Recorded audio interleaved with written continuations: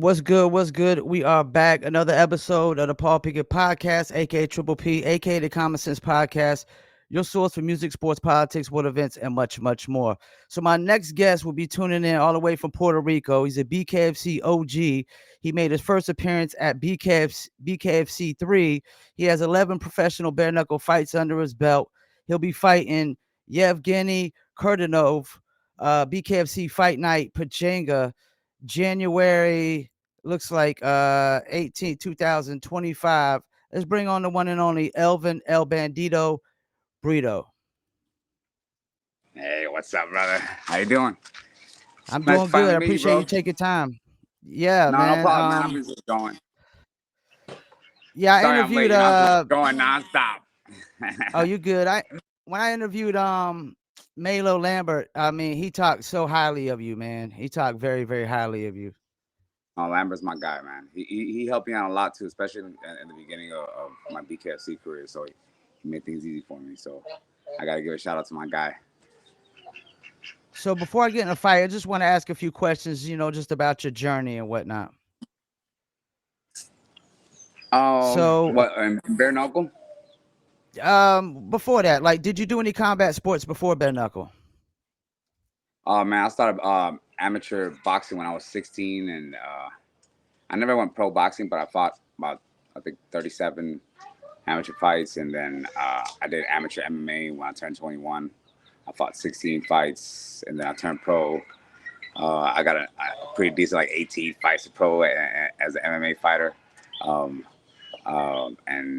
I went into bare knuckle. It was really different when I started, and kind of fell in love with it. For a long time, especially towards the beginning, I was just doing it because I like to do it. I didn't really need the money or anything. I love doing it. Anybody that's been around for a while that knows me, that knows how much I love this sport, and I've always seen it since I first started. That's why I'm here. So, what was the process like for you getting into bare knuckle back then? Man, I just got lucky, man. I was just happened to be in the right place at the right time, and at the time, they had, it was BKFC 3. They had Dean Toole was a local promoter. I just happened to be sitting in his office, and he was having a conversation. He hung up the phone. He's like, "Hey, that's BKFC. I'm doing matches for him," and I asked him to put me on there. I'm like, "They'll love me. Put me on there." And I did my first fight. They brought me in to lose. I got a great knockout. It was, and just after that, I just kind of fell in love with it. So you're basically going to go down in history as the first guy to have the welterweight championship, and you defeated Caleb Harris in a back and forth war with a split decision. What was that moment like for you? It was a great fight. We didn't even think about like the story. We didn't think about making history or anything. I was first Puerto Rican bare knuckle champion too, the only active Puerto Rican from here, and the only champion. So that was special too. But I didn't really think about that till after. We were on the plane ride home, and I'm like, "Did we just make history?" And Coach's like, "Yeah," and because I just love this fighting so much, especially bare knuckle. It's a special thing, for special fighters, and I remember at that instance, I called. They were still the Police Gazette. Was still working with BKFC at the time, and I had Joey Beltran, I had Lorenzo, and I had Brittany here, and I had all the champions. Brittany she was just about to become a champion. We were all kind of on the cusp, but I was like, hey man, everybody got their Police Gazette, everybody got their BKFC belt, man. I've been grinding out here with those guys, and I would love to have. I would love for you guys to work that out, and they worked that out with me. It was actually. It was a lot of friction, but they still was able to work. I know Dave loves BKFC too. I was like, hey, I know we all have a lot of differences, but I know you love bare knuckle. I know these guys love bare knuckle. I love this. It's just, can we make this happen for me? And they did. And to me, that was more of a special occasion. I just wanted to show them that I'm a champion. And there was a lot of doubts. People, a lot of people didn't like my style, and I just want to get out there. And me and Caleb really poured our heart out in that fight, and I hit Caleb so hard, and he kept going forward, and and he got me with some really good shots too, and it was all or nothing, and it was a great fight. It was a great moment for me as a fighter. It's all Uh-huh. about proving yourself, and proving that you are the best. And that night, I was the best bare knuckle fighter in the world. Nobody could beat me that night.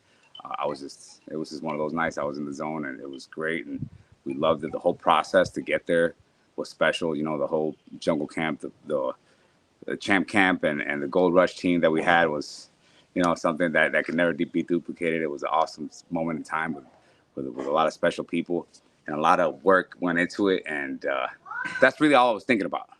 Yeah. I love this. I love fighting. I love this. Everybody knows me. I knows I love this. So it's like that's all I was thinking about. Like I love this. I love. I was just so excited to have all my people with me there. And when I won the fight, I was like, this is our win. And I was really thankful that we got the win. Get the win for my people in Puerto Rico. Not only my people here, and people all over the world, and all my team that poured their heart out for us. We had a 6-week training camp. It was really rough, and it wasn't until we got home that I was like, yo, we made history. But I loved it. It's just part of the process. So typically when you do have losses, they all go like 5 rounds, except for the Jim. I think it's Aller's Yeah, fight. Jim Was Allen that was my like yeah. was it like a just lack of it experience at that time, or did you underestimate him? I had a difference. Me and Jim, we had fought before, and Okay. we all knew. I mean, I knew that I was a better striker than him, and it really wasn't. It just showed to me, and it really it didn't deter me at all. It just made me love the sport even more. I was ready to get back in there, but it just showed that the sport is really different. And when he knocked me, I'd never been knocked out before, ever. I'm really Yeah. hard to knock out, and he just caught me right in the infraorbital nerve. And when you don't have gloves on, and you get caught in the button, he just hit me right on the button, Oh and man. he got me early and cold, and I went down. I got right back up. I was, but I was. It was one of those fights where you got to respect. But bare knuckle, I always tell guys, this is a crazy game we play. It's a Uh-huh. madhouse. It's a madhouse game, and all types of stuff could happen. Cuts and stuff. Anything could happen, and you have to really pay attention to the details.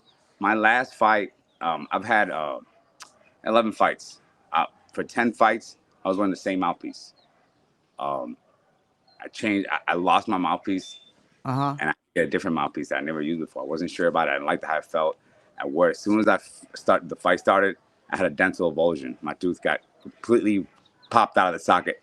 Luckily, it came Wow. out clean. It came out clean, and it was able to pop right back in. It's good. It's good. But little things like that, it's like anything could happen. You can get cut, but yeah, and stuff like that is under your control. Make sure all the bare knuckle guys, you get a good mouthpiece. Spend the money on it; it's totally worth it. But there's a whole bunch of crazy stuff that could happen. You could break something in the middle of the fight. Anything could happen. It takes a lot of heart, uh, and the dynamics are different. My stance was like kind of a boxing stance. So Jake was uh, Jim. Alex was able to, Jim was able to just grab Yeah. me and boom, and I made sure from then on, and I changed my stance. I don't have that boxing stance anymore. I stand straight up. It's hard to just grab me by my neck and pull my head down. We work with the goats. We work a lot of the goats neck strength, and we made sure we learned from that. We just took it as a learning experience. When Jim knocked me out, I was like, hey man, the sport is different. I'm still learning it. I love it. So I just want to keep going. And I came back again, fought another fight with Palomino, another decision lost. It was a close fight. And then after that, I went on a winning streak. I got my belt. And I've been having, some controversial decisions here and there. My last fight was kind of a crazy fight, crazy night. Luckily, I was able to just push through and just fight as hard as I can through the fight. I did a lot of damage. I was at home with my opponent. Uh-huh. Lindsay. And Lindsay was, Jake, the yeah. thing is with that fight is that Jake, he's a great fighter, and we knew that he was going to be prepared for the fight. and we knew that he was going to be stronger and faster and in best shape because it was gonna, he knew he was fighting a champion, and we knew it was going to make a difference. But we went in the ring, we got in there, shit got crazy, and it did make a difference. So like but Jake was ready to take the fight because like you could knock my teeth out, cut me, blind me, and if you're not ready and if you're not physically prepared, I'll still knock you out. So I'm just I got to give credit to Jake for just being ready for the fight and taking me serious. And but I really I hope I had a good performance my last fight. I lost, but you know a lot of people are going to underestimate me coming off a loss like that, and I'm okay with that because it's my job to go out there and prove to them that I am a champion. That's why I was able to fight 5 rounds my last fight, and my next fight I'll five rounds hurt if I have to too. But I'll also beat the shit out of you for 5 rounds straight too, if I have to. Which I'm totally okay with. So I hate to bring this up. When you lost the title to Luis the Baboon Palomino, but do you still feel like you won that fight? And Oh did yeah, you feel like like you had that him fight. figured out? Well, it's just like you got to beat the champ to be the champ. Yeah. If I'm out there, if I'm landing more punches than you, I got my hands down. I'm playing with you. I'm letting you landing your best shots. I'm laughing at you. I'm just kind of doing whatever I want in there.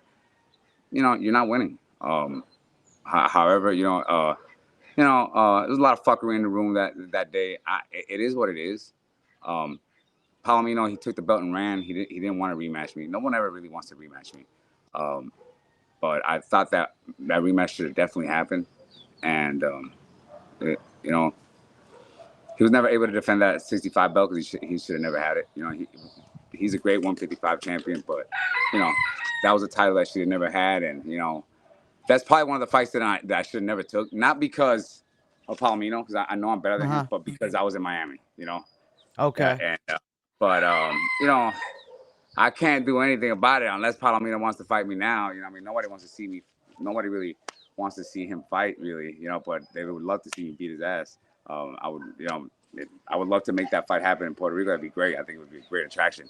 But I'm the kind of guy who moves on. Like I don't care too much about rematches. I would love a rematch with Jake Lindsay, just because I didn't get to fight the way I wanted to, and these injuries happened so early in the fight that I just didn't get to. I didn't get to perform the way I wanted to, and even though it was a good fight. So it's the only reason why I would want a rematch with Jake Lindsay. I think it'd be a great rematch anyway. I think we fought a good fight. There was a couple things we could have done different to make it a better fight. But, we did look like two dogs just going at it. It was a great fight. You could tell with top contenders.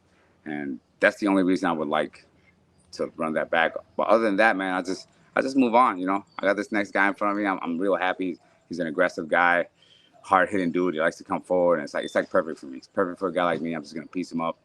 And things aren't going to work out the way they think it is.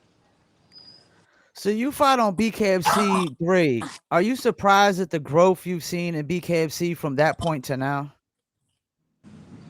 Oh, it's I'm not surprised because BKFC it's just meant to be.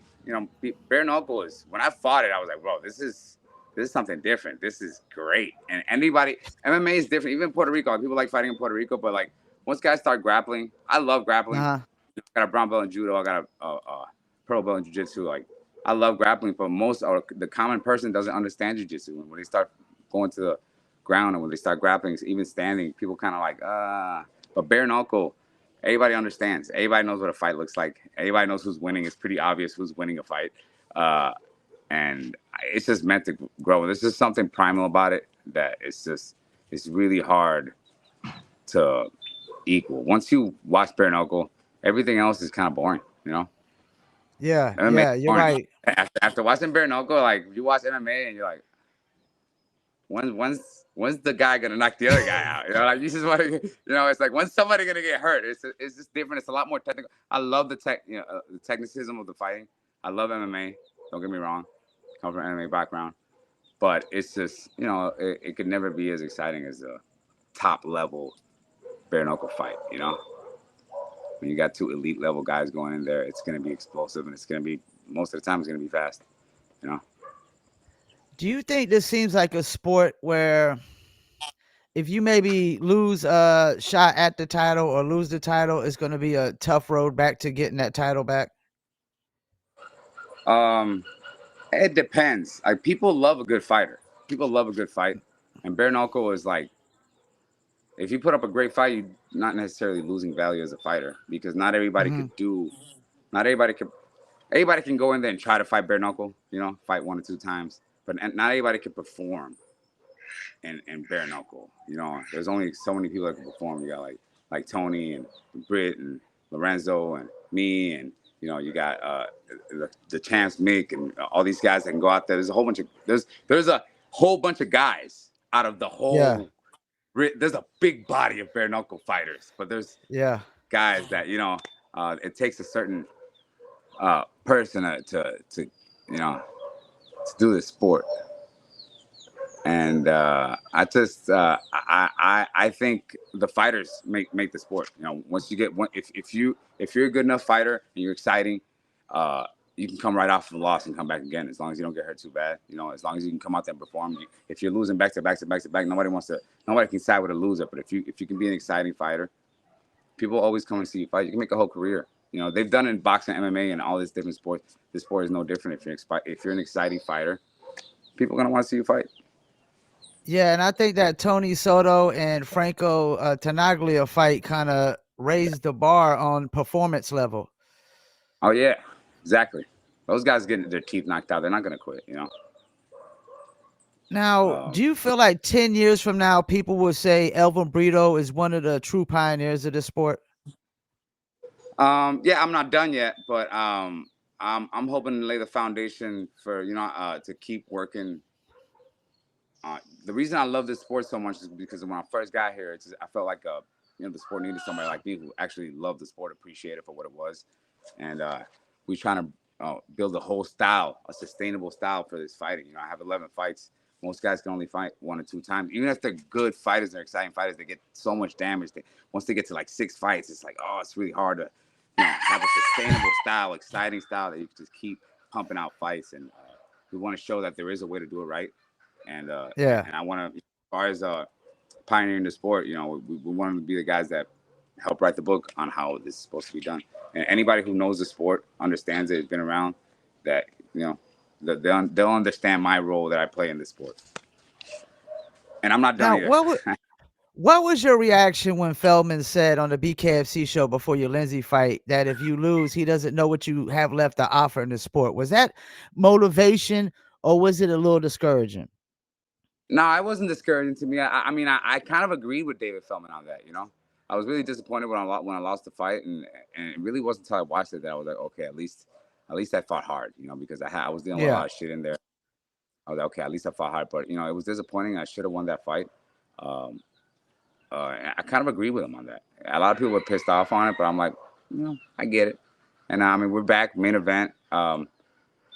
People know a quality fighter, a top level elite fighter when they see one. And there's only so many people that, I mean, you could watch bare knuckle fights all day, and when I get in the ring, you're gonna see something different that you haven't seen before. I have my own style, my own way of doing this thing, and that's why I'm going into my 12th fight. And like I'm telling you, I'm not done yet. So, I mean, you got fighters like Houston Alexander. He's undefeated at age 50. He's 52 now. He still wants to fight. I mean, how many years you think you still have left in the sport? See, bare knuckle is a little bit different than other sports because, Yep. especially boxing. Boxing is so athletic based. You have to be a supreme athlete. You got to fight 12 rounds. Yeah. Same thing with championship MMA. You're talking about 30 minutes, high level performance, athletic endeavor. It's more of an athletic and like competition than an actual fight. But when you're talking Mhm. about fighting like this at the purest level, you could be a super athletic young fighter, that is in great shape and well built, and some old guy who knows how to fight really good will beat your ass. Like just because he knows what he's doing. It's just this is a skill like uh, you know, like fighting prowess uh kind of takes front and center. And if you see all the guys Mhm. that are champions and that do great in the sport, they kind of had their own way of figuring out. They figured out their own way of doing this sport. And that's the difference. So you fighting the Russian. I had to look up how to pronounce his name. It's Yevgeny Kordanov. BKFC Portnow, Fight Night yeah. Pechanga. BKFC Fight Night Pechanga. January 18th, 2025. What can we expect? I've been a lot more aggressive ever since I got knocked down in Omaha. I got knocked Mhm. down in Omaha, got up, and I was just chasing, going after Snake the whole fight and putting, landing a lot of big shots. I've changed my style a little bit, but the same thing I always do. It's aggressive counter punching. I have consistency and power. This guy is gonna try to push forward, and he does this thing where he likes to sit around. I don't like doing too much sitting around in bare knuckle. I want to work, so expect a lot of elite level bare knuckle performance. Like always. Now, I know all fights are must wins, but you really feel like this one is really a must win? Yeah, I have to win, but I have to punish this dude. Like I gotta show like how much better I am than this guy, because he is tough and he's strong. And in bare knuckle, everybody has a chance of winning. It's like you really do have a puncher's chance, but like I want to just show these guys that I am still elite level, and there's levels to this, and no matter how tough you are, no matter how strong you are, like I said earlier, if a guy's better than you, he's just gonna beat on you, and I'm gonna go out there and I'm gonna hurt. I'm gonna try to knock him out. I'm hoping I knock his ass out, but I'm totally okay with just beating on him for 5 rounds. But my plan is to really put a hurt on this guy and just punish him like I've been doing. Now, have you always fought welterweight or have you ever fought any other weight classes? I fought at 55 at MMA. I even fought at 45 twice, which was a bad idea. But I fought at 65 as an amateur when I was a kid, and it's just a comfortable weight for me. I could cut to 55 too, probably. It's a little bit. I'm a little bit heavier than I used to be because I've been working on it. I've been really sitting, really trying to push the limit to uh, my weight. So I've been really trying to push the limits on my strength and conditioning, on my power. I've been really showing a lot. My numbers have been going up. I'm getting heavier. I like being at 165. I got good enough power. Anybody who's fought me, they'll know. And most people don't think I have power because of the way that I move. But anybody that's fought me, they'll let you know that when I hit you, I'm there. You'll know. Now, are you still fighting to get your title back or is it just about legacy at this point? I love this. Honestly, um, I love this sport so much, and I'm ready to get past what happened in my last fight. I want to Okay. win this fight, win again, and I want to fight Trout for my belt. I think it's me and Trout will be a great matchup, and I'm still really pushing for that. I think it can be done. I think, especially if I pump, I do plan on doing. I want to. We're gonna get back-to-back fights here as soon as we can. Like some of these guys have been able to do. I'm trying to do the same thing.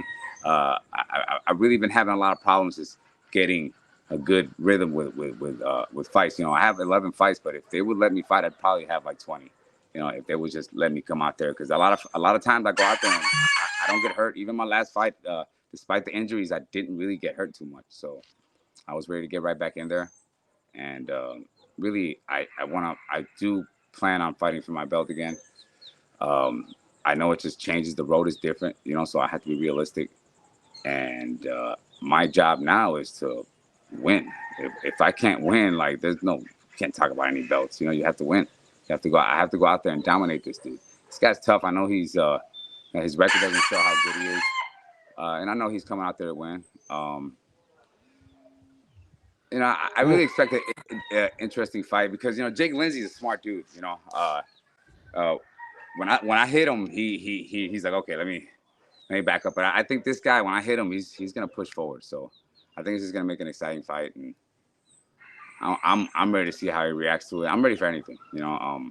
There's not too many guys that I could turn down at this point, and this guy's not one of them. I want to crush this dude despite any expectations. I don't care what anybody thinks, what anybody believes by any expectations. I want to go in there and crush this dude, move on to the next guy, and once and sit pretty for a title run. well, aren't Russians some of the toughest fighters? That's cool. He could be as tough as he I'm fucking I'm want. He just could be no, from I Mars. mean, I'm just Listen, I don't asking. care where you're from. Yeah, I'm I just don't care asking. where Like, you're aren't they from. You some of could the? be from Mars. Yeah. When I blast you, when you get blasted in the body, you're gonna go down, bro. It don't matter where you're from. Them body shots to put anybody down. You know, you could be from another planet. It don't matter. He's still made out of flesh and blood.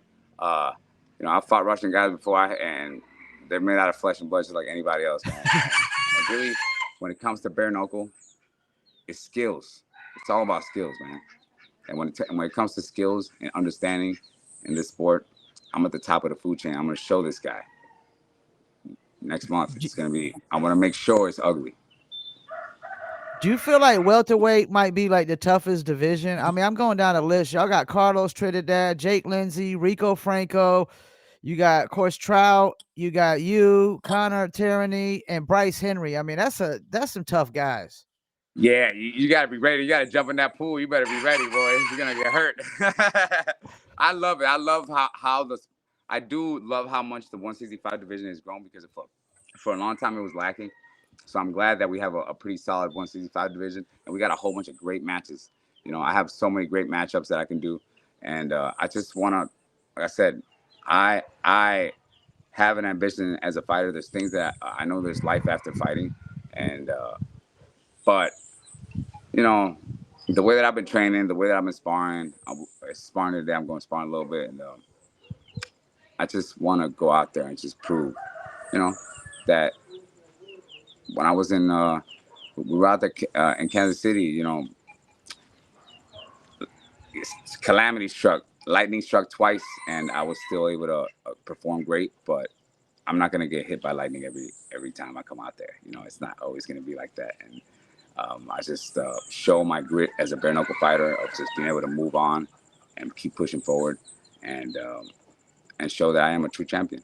So I'm okay with going through adversity because I'm not gonna flake, and I'm gonna show out there and show my potential. If I go out there and I don't get hurt, I don't have any major injuries, and I still lose, then it puts a lot of things in question. But unless something crazy happens, man, this guy better be training really fucking hard, man. Because I'm coming over. I'm coming over there. I have supreme confidence in my skills. My team, I train with some of the best guys around, and they all have supreme confidence in me for a reason, not just because I'm a nice guy. They understand how I train. I got guys out here training with me right now, and this is the jungle camp for a reason. I want to go out there and represent, and just kind of like make amends. I want to just push that last fight out of the way and just move on. You think it says a lot as a fighter that you basically did a main event your last fight. Now you're the main event for this one. I mean, it makes sense. I mean, they can put me main event every time. I always have fun fights. I mean, I don't really have any boring fights. I got my own style. I bring it, and I've been getting better and better. I've been giving them more what they want, So I don't plan on doing anything different this time. I plan on being, stronger and faster and just tweaking there was little mistakes that I made in my last fight that I'm trying to cover up, but I just want to go out there and just be me. If it's me out there, it's going to be a fun fight, It's going to be a bloodbath, and then, go out there, celebrate, be fun. What's typically a day in the life in Puerto Rico for you? Well, today, it's like it felt like a Monday today. I got up today, 5 o'clock in the morning, did a private lesson at 5:30. Got done with that, went up to the property, fed my goats, my chickens, my dogs, came back down, took my son up to school, went and picked up the guys, did our sprint stuff, did our sprints, workout that we did this morning because we sparring this weekend, today. And then I took them back, went straight to work, worked a couple hours over there, finished that, went and got my boy, took him home, went back up, got to feed the animals twice a day, went back, fed the animals, got all this stuff wrapped up, got together, cleaned up, put a shirt on so I could do my interview. And then once I'm done with you, I'm going to go pick up the guys over here and go sparring, man. Like, it's just a nonstop grind, anybody who knows, who's been out here, I have some guys out here come train with me, and they know how it's just, especially when it's training, it's just go, go, go. I'm okay with it. Keeps me honest, keeps me focused. As soon as my feet touch the ground, I know exactly where I'm going, exactly what I'm doing. So, I'm just thankful. So that's a rooster in the background that's going off? Yep, yep. He usually be going off like that all the time. Yeah, yeah. Some of these guys don't have like a timer or something. They just go off at any time. You know, there's something wrong with their internal clock or something. That's crazy. Well, we about to hit that 30-minute mark. Before we go, is any shout outs you want to do?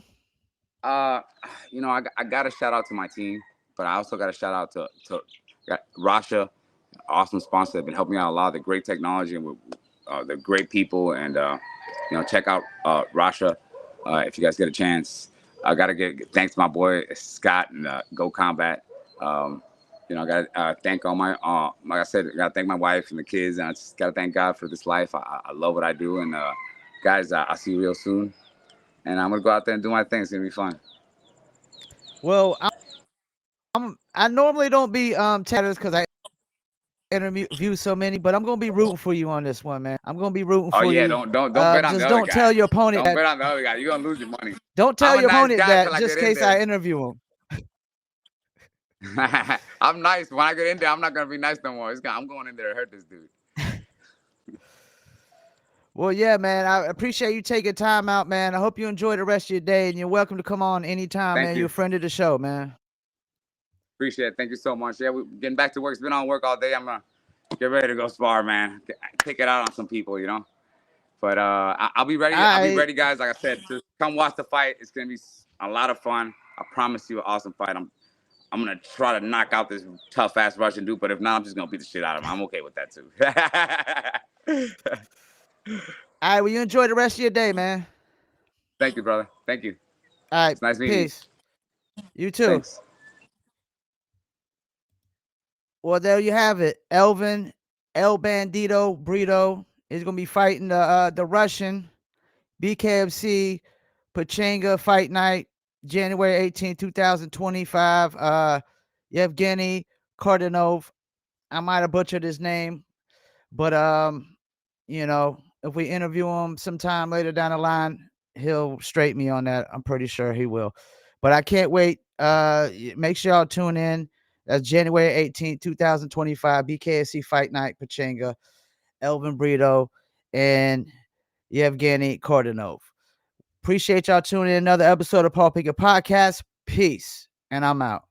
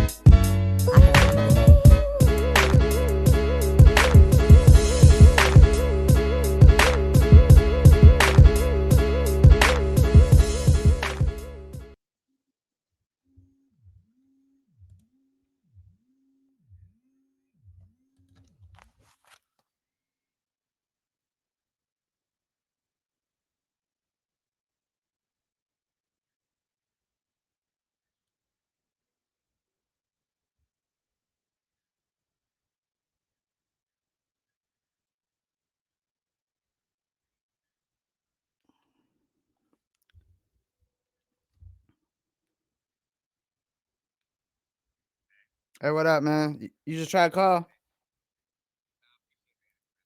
Yeah, man. Anytime, man. I appreciate you, man. I was gonna start ranting this shit. I love this shit. So